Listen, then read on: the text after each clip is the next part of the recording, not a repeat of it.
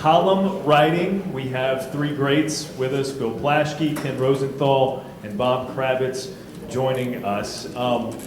Guys, I don't know if you have a preference. I think this is most valuable as sort of a Q&A type session. So, you know, if you guys want to get right into it, if you've got a little something to say before we do that, feel free.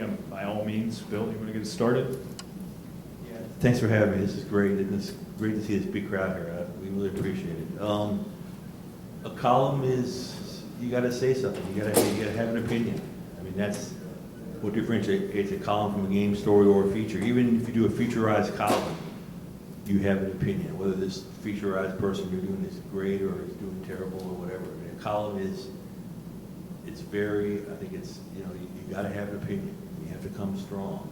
Because today, there's people, the reader sees everything on TV, and a lot of times the reader wants to know how to feel about things. And you're the one that directs him or her how you feel about things. You say things that the reader can't say, or the reader doesn't, you know, didn't think of, whether the reader wants to say. You kind of give voice to your community, and that's kind of the basics for what a column is. I would agree with everything Phil says, and also I would add, though, that both these guys, especially, they are what I would consider working columnists. They don't just sit at home and give their opinion. They go out and talk to people, and that helps them form their opinion, and it gives more weight to what they're writing. So, to me, there's a big difference between doing what these guys do and some guy writing a blog, for instance. It's a huge difference. What a good column is good journalism. It not only will give you an opinion, it'll educate you. And both Bill and Bob have done that a long time. Yeah, so I've worked a lot of different places, and the one thing, the best piece of advice I ever got, and this piggybacks off of what Bill had to say, is don't tell me what you're going to write about, tell me what you're going to say. And for some reason, that's always resonated with me. You know, I've been at several games where I'm thinking, what the hell am I going to write about? And then I just reframe the question, what do you think? I mean, if I'm the guy at the end of the bar with a big mouth who's got all these opinions on stuff, well, share them, for God's sake. Yeah, and I agree with Kenny. The foundation of it all, and it's happening less and less in our world, but the foundation is reporting. If you don't have that foundation, you lose credibility instantly, and once you lose credibility, you're sunk. So that's kind of all I got. Yeah, it's the most important, the five most important things in column writing are ideas, reporting, and writing. The writing is easy. The writing is easy if you have the great idea and you do the reporting. I find coming up with great ideas is the hardest part, especially in a smaller market. You know, like I'm in Indianapolis. We've got two major league teams. You know, well, the Colts sort of qualified, and you know, we got the two college teams. I mean, it's a nice sized market, but you know, you don't have hockey going deep into June. You don't have baseball all summer. So idea generation is, to me, the hardest part of the business. Well, can I follow up on that by asking what are some things that each of you put into practice in terms of finding stories, right? What is something practical that you can put into a routine as a reporter, as a columnist to generate ideas or uncover something? Well, it's funny. I work with Jason Stark, one of the great baseball writers of all time. And Jason always says when he walks into a baseball clubhouse, he has 6 things on his mind. I kind of work opposite of that. When I walk into a clubhouse, it's a blank slate. I just start talking to people, and invariably that leads to stuff. I don't know if that's the most scientific or smartest way to do it, but it's what I've always done. So I'm with Kenny. A lot of times I have no clue what I'm doing when I'm going into a locker room. So one time the Colorado Rockies were down in Tucson spring training, and they had a rare rain out in Arizona. So I'm just kind of making the rounds, and I'm talking to Walt Weiss. And Walt is looking at his mail. He's like, another one from B'nai B'rith. B'nai B'rith, it's a Jewish organization. All these people thought that Walt Weiss was Jewish, and they all want him to go to their bar mitzvah. So I ended up writing a whole column on him trying to convince people that he was actually a kid from Tuxedo, New York, who was Catholic or Christian or whatever, but definitely not Jewish. But he was telling me about another player, it might have been in Baltimore, who actually told people that he was Jewish when he wasn't Jewish, so he could walk away with the cash from the bar mitzvahs. Lowenstein, maybe? I don't know. Lowenstein, okay. So I talk to our B people every day. Every person. I don't make a move without talking to the B person. I talk to all of them. They know what's going on. They have their boots in the ground. They will direct me. And a lot of times it's really important. Because when you cover a beat, you can't really have an opinion. You can't really make anybody mad because you have to cover it. It's understandable. We've all been beat people before. We've all done this. You have to really kiss butt. You have to make nice. But you have opinions, and so the B people say, well, yeah, so and so's been a real jerk, or the clubhouse hates so and so, or this person's not working, and that leads me to do a column. And I have the opinion that the B person cannot have. So I rely so much. So if you're not comments, if you're a B person and you're looking for ideas, rely on your teammates. Teamwork is so important. You have to talk to everybody on your staff. You have to pick their brain for everything. Because that's who saved me. The B people are the reason I got to even write a column. I couldn't do it without them. I actually agree with that wholeheartedly. And in my role at The Athletic, I'm the national baseball writer and columnist. So not only am I talking with our B people constantly, I have them read what I'm going to publish Yes. before it gets out there, Absolutely. because they will catch stuff. And they'll say this, no, that's not right. And it's absolutely invaluable. And when you have that kind of team, as Bill has had at the LA Times, I know that is a special thing. I'll be doing a Rams game, and I will send my story to the guy, to the B person, Gary Klein, sitting next to me, before I send it into the office. Yeah. Kenny's exactly right. You have to lose your ego, say, you know what, I'm going to send it to you first. You read it. You tell me what you think about it. He's right. They catch everything. So you can do this. You don't need to be a columnist to do this. You can do this if you're covering an event with somebody, with a teammate. Say, can I send this to you? And it's not, you're not saying, oh, you're better than me, or you're smarter than me, or I'm dumb. You're just saying, I need help. I want to make sure I get it right. And You're there every single day. Kenny's so right. Send it. Don't be afraid to send your column to someone else, or your story, if you have time, before you send it in.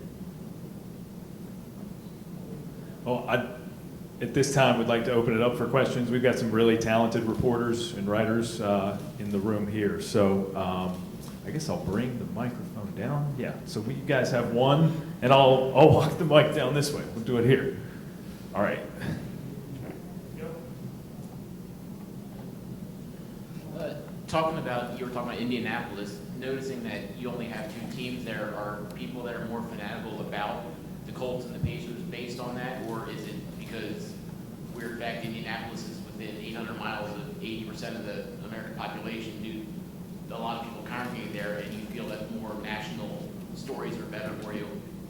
Well, I mean, as far as metrics go, anything with a national bent is probably better. That's been my experience, writing about, say, Pat McAfee or Anthony Richardson or somebody with a national feel to them. But no, the Colts fans are hardcore.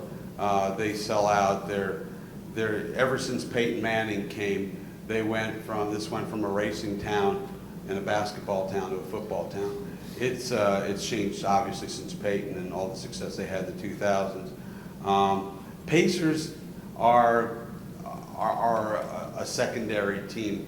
If anything, they're behind IU basketball in terms of interest in Indiana. But yeah, I do think they like to see you spin it into a national type of story. If I'm answering your question correctly. For Ken, obviously, you both report and write columns. There's a balance there because those are two very different, avenues. How do you balance that with the readership, that's coming from those two angles. One, looking for your opinion, and another, looking for a story. It's really difficult. It's a constant problem. And unlike Bill, there are times when, like you kind of indicated there, the beat writer and the columnist. I'm a beat writer for Major League Baseball. So if I write a column that might be strong, I might lose people. And it's the line you walk all the time, it's the chance you take, and sometimes I'll do that. If I think the subject is important enough, I will do that. But I don't look to do it, I don't want to do it necessarily. And I try to balance it by giving the opinions that should be given. And like Bill said, when you have the column, and when you have that responsibility, you have to wield it. You cannot sit back and just be wishy-washy, for lack of a better term. So I'll do both, you can see that, and it gets me in trouble, what can I say? I should say that there used to be this sort of line of demarcation between writers and columnists. And writers were straightforward, reporting, just the facts. And columnists did their thing. Now you've got beat reporters at virtually every newspaper I've ever worked at with, Baseball Insider or Hockey Insider. So your beat people are now columnists. So one piece of advice I would give you is I think we're moving into this age of specialization in journalism, in sports journalism. Bill and I are dinosaurs, in terms of being general columnists. There's not a lot of general sports columnists left in this country. So I would say when you start your journey, do as many different things as you humanly can, but over time, and you guys can disagree with me if you think I'm wrong, but over time I think it's good to find your niche, whether it's baseball like Kenny or hockey or whatever it might be, because the general guy or a woman who knows a little bit about everything, we're kind of going by the wayside, it seems. I don't agree with that. Obviously. No, but I think there's still, I understand what Bob's saying, and most places are going that way. I mean, most places are having specialized on baseball, on football.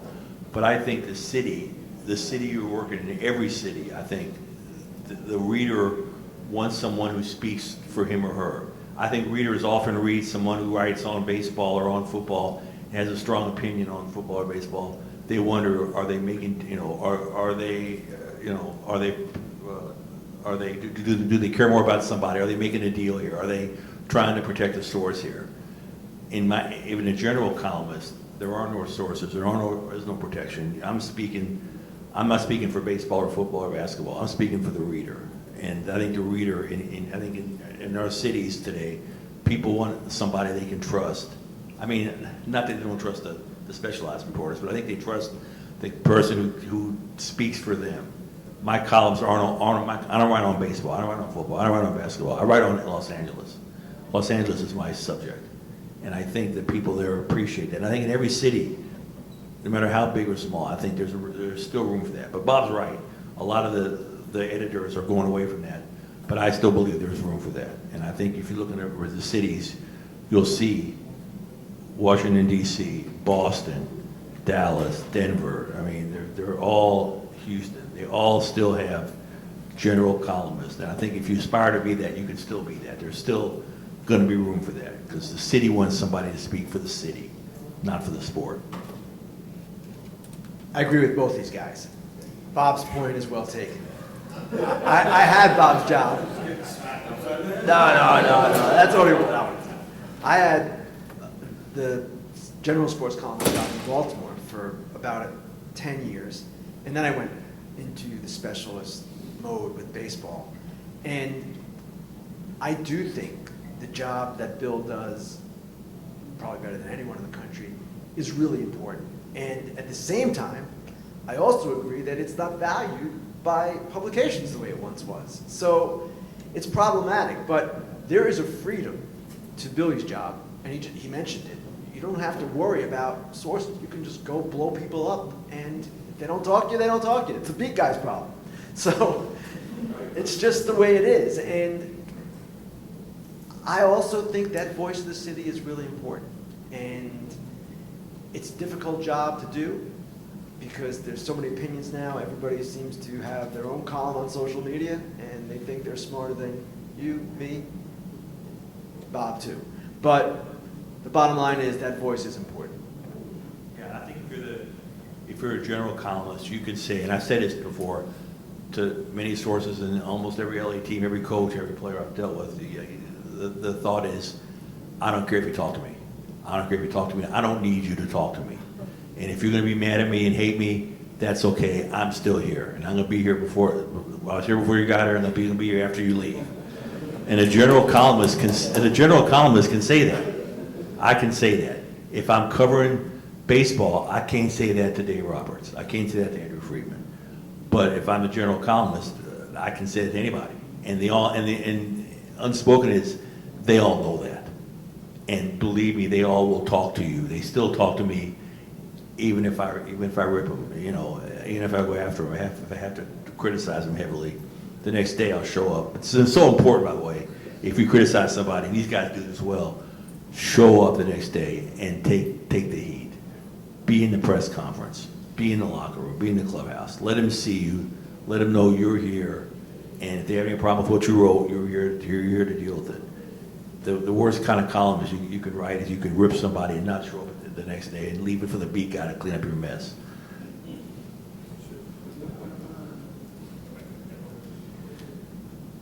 Thank you all for being here. My question is, over these years, this long time that you all have been writing, how did you all continue to grow within your craft, and when did you find your rhythm, right? You found that this is my style, this is the way that I like to write, and did you stick with that change, and yeah, so how your development over time, how did that go? I think I knew I found my voice when we got a letter to the editor from somebody that said, "Dear editor, I think, period, new graph. Bill Plaschke, period, new graph. Doesn't understand, period, new graph. The meaning of period, new graph, a paragraph, period, new graph." I take a lot of heat for writing short paragraphs, one-word paragraphs, one-sentence paragraphs. And that's the way I talk. And you can tell I talk that way. I speak in quick bam, bam, bam, bam, bam. So I think if you write like you talk and you write like you think, that's how you find your voice. And I think you just have to try it. But it's so important to get a voice. And that's what Kenny was saying. Don't be wishy-washy. I know there's some things that are gray. Let some other writer write about the gray. Let the takeout writer write about the gray. Let the beat writer write about the gray. You're writing black or white. And you're writing, and that's how you find your voice, is to write like you talk, write like you think. I don't know, I feel like I'm still doing that, trying to develop that. Every day's different. You're always trying to learn and get better. And as a columnist, when I had that job, I was pretty young, and I didn't know what I was doing. And unfortunately, or maybe, I don't know, maybe it was the better way to go. The only thing I knew how to do was to throw 95 miles an hour at somebody's head. So there's subtlety and there's nuance, and you need to mix it up. You can't always do that. That I learned a little bit better over the years, but that was the one thing that, I wouldn't say it held me back, but it was just all I knew, and it wasn't the best way to go. Something he said, you got to be like a really good pitcher. You got to be able to throw that high, hard one. You got to be able to throw that off-speed stuff. You got to be able to be funny some days and thoughtful other days, and bring tears to a reader's eyes the next day. So I think that's a big thing. For me, what helped me, and I'm like most of us in the business, we're all works in progress, is be a voracious reader. And the good stuff, the William Styrens and the Tolstoys and the great authors. So I have found over the years that just reading a lot and reading the classics have inspired me to improve the quality of my writing, whether that's showing up or not, I don't know, but that's what I try to do. Yeah, I echo what Bob and Kenny said about throwing the different pitches. You got to. I say you need 4 pitches. You need to make them laugh, cry, be mad, or think. I've got 3 pitches, and these 2 guys have all 4. I'm not very funny. Funny is a subtlety, and I'm not very subtle. So I have trouble being funny. Bob is hilarious. His columns are great, very, very funny. So are Kenny's. Mine are not. So I still work on that 4th pitch, but you need to have the 4 pitches. I think it's so important. Oh, I disagree. I disagree with that. Bill, wholeheartedly, okay? Someone gave me a gift of our Kobe story for the LA Times, starting from like the time that he came into the league into like the end. I'm in the middle of it. It's like this anthology. And so your columns are stuck in there throughout, of course, and I'm reading them. And I'm hearing like, they are for I don't know. Thanks. Yeah, however, completely unintentionally. I fought with Kobe for 20 years, so anything. But thank you. I appreciate it. I guess this is kind of more for Ken than it is for Bill or Bob, but just in terms of being able to helicopter in and tell stories that are important to fans of a team in a specific market when you're not spending all that time with the team, and then also kind of being able to tap in on what the general attitude is around baseball about something versus what the local fan reaction is. How do you kind of skirt that line? How do you kind of get to the point where you're, I don't know, maybe being respectful to the opinion of the people that are there every day while also kind of trying to impart upon the larger audience how things are working there? Well, key for me now with that, and it's a great point you make, is I've been doing this a long time. I've been covering baseball since 1987. And for a while I was a columnist, but I was a columnist in Baltimore when the Colts had left. And there was only baseball. So I was always baseball, heavy baseball. And you do this long enough, people know who you are, they know what you do, they have hopefully a certain respect, and it allows me to do things that maybe the beat writer can't in a certain way. Not always, and there's a lot of things that I can't do that the beat writer does, but it really comes from that long experience. And it's funny because you always hear that phrase, best thing for a young person is experience, but the young person doesn't have experience, so how do you get there? But it really is true, and that's kind of been the key for me. Yeah, you know what we all love about Kenny, and all of us longtime writers love, is that he's on TV, national television, national celebrity, yet he asks the tough, hardcore questions. He asks the beat guy questions after the game. He doesn't ask some pandering question. He always asks the smart beat person question, and that's so important. And you can tell he's covered beats. He's been on the ground. He's been with all of us, shoulder to shoulder in these crowded locker rooms forever, and that's reflected in the way he does his job, and we appreciate that, seeing that on television. So, way to go.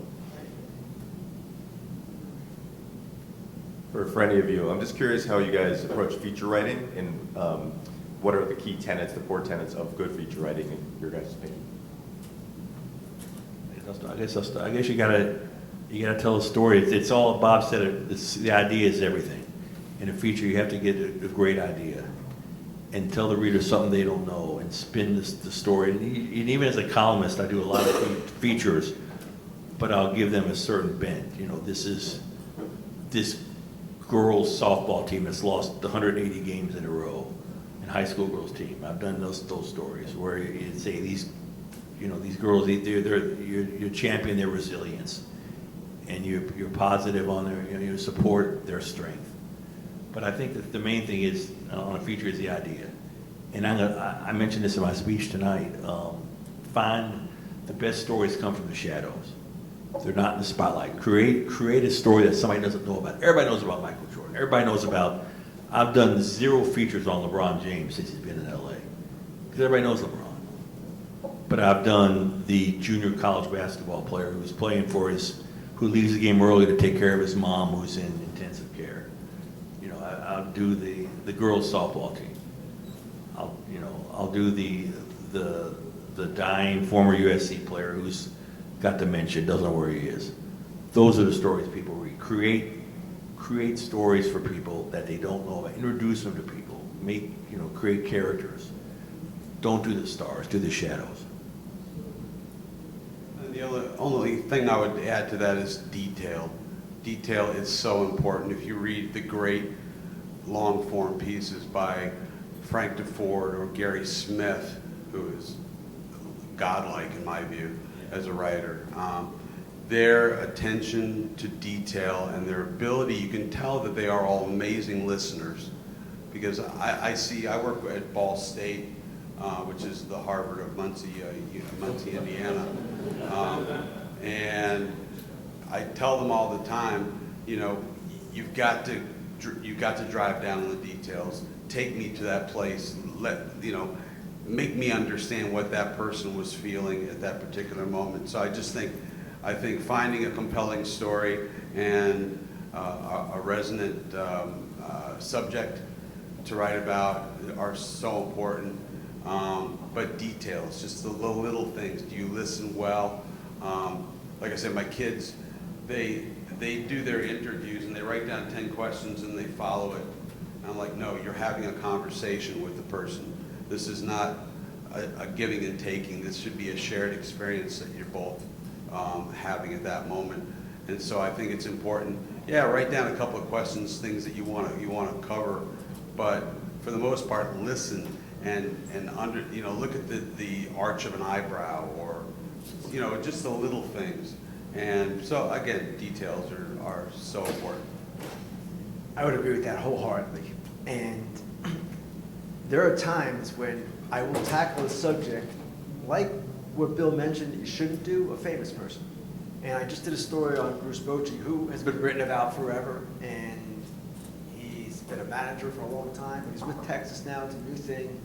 And the story was only, if it was good, it was only good because I had some different details from his time in Texas. And I was drilling down, trying to get each little thing. And that, to me, when you have that, then the feature writes itself. Yeah, the part about listening is so important.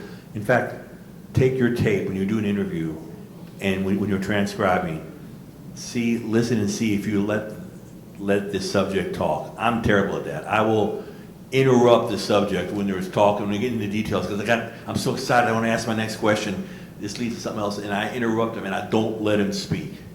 And that's a real failing of mine. You got to let him talk. There should be blank space. I'm afraid a conversation to have any blank space. I'm afraid to have any quiet, any silence. And silence is good. Pausing is good. So listen to yourself when you transcribe your next tape and make sure you're letting them speak. Because that's something I don't do enough of, and it's so important.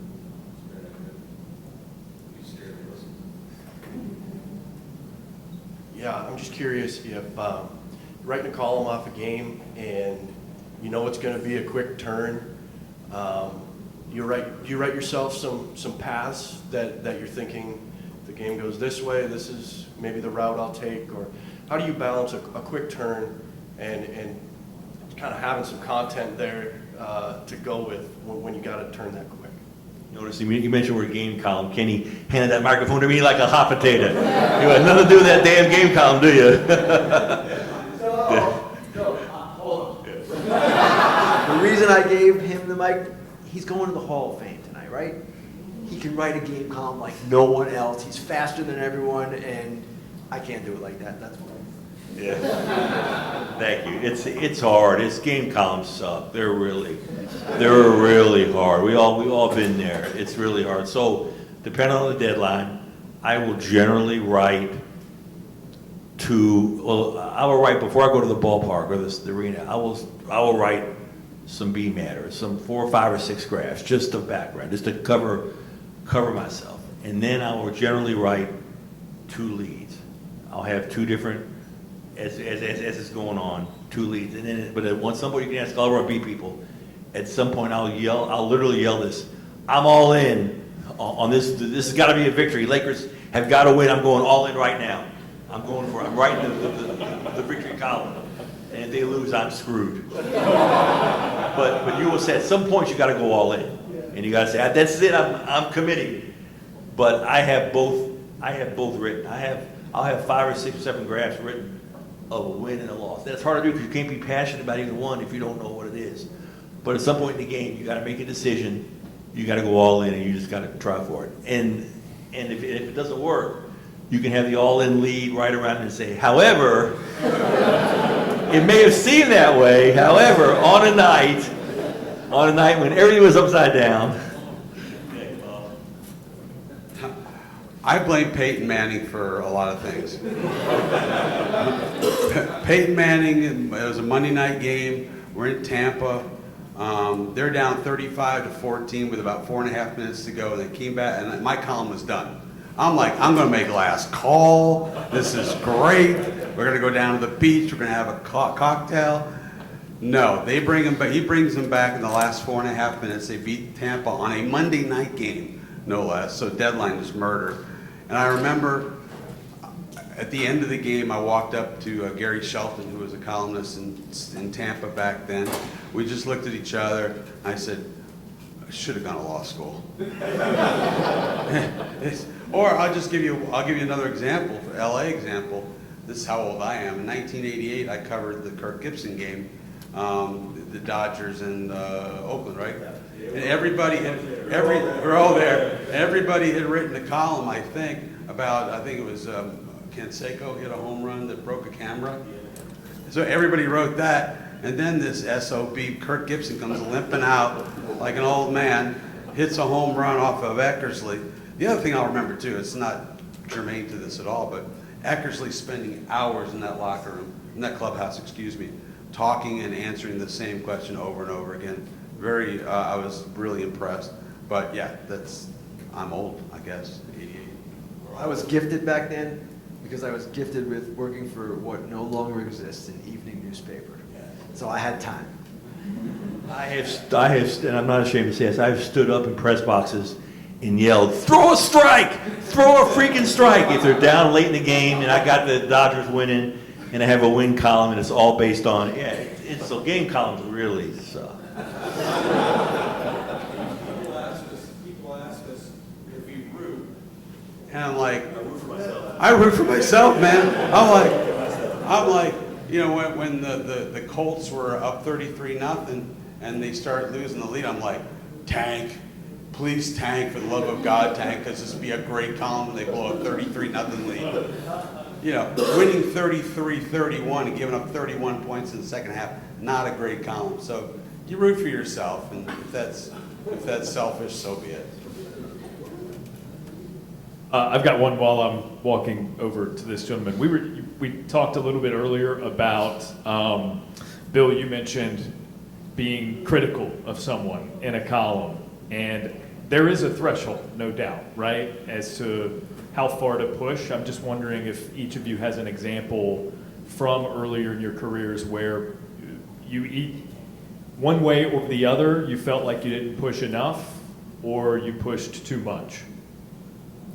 I can remember I found out that the local hero, Dante Bichette, had a bit of a history with domestic violence.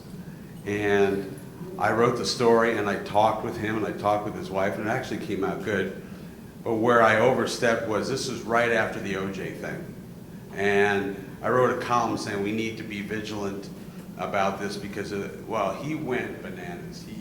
He threatened to sue me, to get a private eye on my case. I mean, he had a whole bunch of stuff. And he came into the office. I remember he came storming into the Rocky Mountain News office, demanding my firing. So I think I took one step too far there, but the original story was perfectly legitimate, I think. Well, I guess the one I remember involved the guy who runs the Orioles now, John Angelos. He's the son of Peter Angelos, and when Peter Angelos bought the team, this was 1992 or 3, the sons were young, and they would basically play rotisserie baseball. It's now fantasy baseball, and they'd give their dad advice based on what they were learning, and he was listening to them. This got out because they basically blurted it out to Baseball America, and in several columns after that, I would just make fun of these guys. So eventually, the mom, Peter Angelos' wife, called the Baltimore Sun and said, listen, the dad's fair game, but my boys aren't involved with the team. And he really shouldn't be ripping them. It's not fair. The paper told me, and I agreed. I thought that was fine. Turns out, though, I was dead on. John Angelos is one of the biggest, well, whatever. And I was ahead of my time. You'll never see in my column where I will never say fire somebody. I said that once, Del Harris, back in 1999, or 1998 with the Lakers. He was coaching Shaq and Kobe. He was doing a terrible job. And I wrote, this guy's got to be fired. I just become a columnist about a year earlier. I wrote fire him. He got fired the next day. And I had some people call me and say, you know, you're talking about somebody's life here. You're talking about their family. You're talking about their whole life. So what I'll write is, I'll never fire anybody. I'll write, your USC needs to think about making a change with Clay Helton. Or they need to think about this. Or they need to, the people in charge need to take a look at, is this what they want in their coach in the future? But I'll never write the words fire somebody, because that's harsh. And it really, and other people want to say, oh, I don't want to be real tough columnists to do that. But that's somebody's life we're talking about here. So I will write around that, always. To be fair, when USC's administration made a lot of those decisions either. Yeah, that's true. I'm a beat reporter in Minnesota. I wish we had more columnists that I could feed info for. We could get some chin music going. I'd be willing to clean up some messes, just given the fact that, you know, kind of on the ground. You guys, kind of maybe earlier in your careers, what kind of advice do you have as far as, you know, developing sources and kind of you know, massaging those sources, and also kind of getting them to understand, or having the communication when you're on record or you're on background or you're on deep background and those kinds of things? Because I feel like sources don't quite know that as much as I think journalists want to communicate that to them. I think you have to establish a relationship, human being to human being, more than reporter to subject. It's not easy to do because our job is to ask questions and find out stuff. But when people see you coming, maybe you talk to them about their family. That's always a good subject. Maybe you talk to them about something not in the news, not anymore. We don't do that now. But it's just important to have the notebook in your back pocket once in a while and not out all the time. And I'm not great about that. I always have it out. But you have to just show that you're not just there to get something. And it's not just transactional. That's the phrase. So if you can do that, I think, I don't know, what beat do you cover? Okay, so I don't know what your access is like, but I would walk around the locker room just checking in with guys. When I covered baseball, I'm sure you did this too, Bill. I would check in with almost every guy every day. And that way, you're not their friend. It's clear you're not their friend, but they don't see you as just this guy looking to get something. That's it. That's a great answer. So much of it is body language. Don't interview somebody with people up here and up here. Just kind of be casual. Get the lean. There's a clubhouse lean you have. You kind of lean against the locker, or you kind of lean back. And you don't make it like it's a big deal. You're just conversational. Don't keep the notebook low. Keep the tape recorder low. It's so much. It sounds so simple and elementary, but it's so true, because the players and athletes, you want to see them as people, and people don't put tape recorders in each other's faces. People just kind of lean and kind of hang out and kind of make a joke about their college or about some other sport, and they, you know, you kind of talk about that, and then eventually you say, when now that I'm here, can I ask you about this? Then you pull it out. But it's so much of it. It's just casual. It's so important how your whole body. Always a good question. With that in mind, sort of being in locker rooms, and Bill, you talk about the lean. We're on the tail end of a pandemic that closed a lot of those doors for a while, but some organizations, some leagues are continuing to use it sort of as, well, we're already doing it this way, we might as well just keep doing it this way. how important is regular daily access to the job that you guys do? It's everything. There's no other way to put it. And the pandemic, we could do our jobs, in my opinion, but we couldn't do them as well. And you're right, access, they keep chipping and chipping and chipping away. And it's difficult.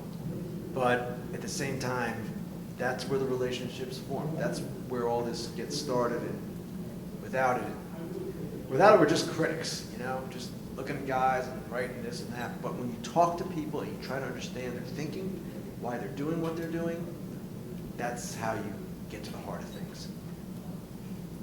Yeah, if you look over in Europe, it's interesting. We're the only country in the world that allows access to locker rooms. You cover the World Cup, you'll find out. There's no access in European soccer. No access. So everybody's like a movie critic. Like that's all they are, the movie critics. That's what separates us, and it's so important. And that's why we fight so much for access, for locker room exposure, for openness, for transparency, because it's vital to everything.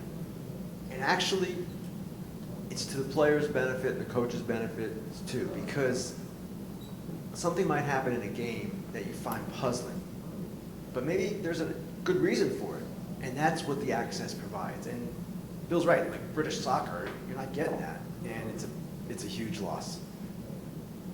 Yeah, I just find that being, like Bill was saying, being casual with these guys, the problem is I like college sports. I hate college sports, not because I hate college sports, but the access is terrible. I mean, you get 3 athletes at a table, a coach at a table, everybody's getting the same thing. You know, when I was at the Athletic, they wanted differentiated journalism. Well, that's difficult to do when everybody's got the three same guys all speaking the same general platitudes. So I prefer the pro game. You know, certainly baseball's got access before and after, basketball's got access before and after, football's got access after, hockey, I guess. But yeah, college sports are very difficult to cover, unless you cover Michigan State, where Tom Izzo insists on open locker rooms and wants his players to get the experience of dealing with the media. God bless that man. Yeah, I've learned this, you cover college sports, if any of you are, the most important people, because there's no access, are the parents. You've got to get to know the parents of all your players, because parents will give you everything. They're the sources, because the players are right. You know, Bob's right. There's no, it's so hard to cover. I don't know how you cover University of Minnesota football. How hard is that to cover? Oh, it's immensely difficult, right? Because as you said, it's like you have 3 players on a Tuesday. And that's what you get. Yeah. So, but if you talk to the parents, you have a relationship with the parents. Parents will give you everything. We've got time for maybe 1 or 2 more questions, if anyone has them. If not, well, here we go. All right. I was going to say if not, lunch is outside, but we'll hold off on that. I was just curious, kind of not related to column writing, but Ken, you're obviously a newsbreaker, but you don't seem to be beholden to your sources, so I'm wondering how you cultivate that without kind of being a puppet, like some might be. Yeah. So, It's a delicate balance, and for some reason in the past few years, I have lost more agents as sources than ever before. I think it's because of their demands more than my reporting. And to some degree, you just have to draw a line with what you're willing to do. There are trades I'm willing to make sometimes if they are servicing my reader, but I'm not willing to make a trade that's servicing the source only. I've got to get something out of it, and it's got to be something that is reasonable and not compromising me in a terrible way. Now, having said all that, there are times when I have not done this particularly well, maybe gone too far to protect someone, and you just live and learn from it. And there are times where I've been burned by people too. So it's just a really challenging thing to do. I don't want to make it sound like it's rocket science, but it is a delicate thing that you go through. And if people go away, they often come back to. And it's like Bill was saying before, that everybody talks to him even though he rips people because he's Bill Plaschke, and you might as well talk to him because you might as well get your side to him. it kind of works like that. Cool. If anybody else has any questions, we'll squeeze it in. If not, we will thank these guys for their time. All three to be recognized later tonight.